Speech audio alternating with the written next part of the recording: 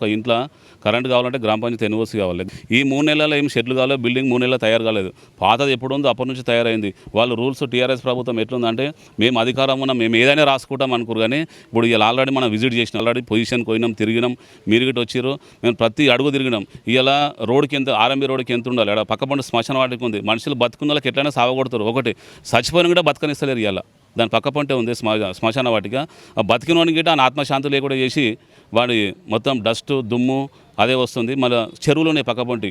ఇప్పుడు 200 మీటర్లు 300 మీటర్లు ఉండాలి, దానికి 50 మీటర్లు 60 మీటర్ల కోరిలకు పర్మిషన్లు ఇచ్చి ఇవాళ వాళ్ళ ఉన్న పొల్యూషన్ మొత్తం బ్లాస్టింగ్ అయినా పొల్యూషన్ మొత్తం రాళ్ళు మొత్తం మళ్ళీ చెల్లర పడి మళ్ళీ బెస్తలు మొత్తం చేపలు ఇంచుమించు 200 మత్స్యశాఖలో 200 కుటుంబాలు 300 కుటుంబాలు బతాయి. 50% మాదారం మంత్రి కూడా గ్రామ ప్రజలు మొత్తం ముదిరాజులు వాళ్ళు చేపలు పట్టుకొని తిందామంటే మొత్తం అలా డస్ట్ పొల్యూషన్ వచ్చేసి ఆ పొల్యూషన్తో చేపలు అనేక సార్లు చనిపోయినాయి.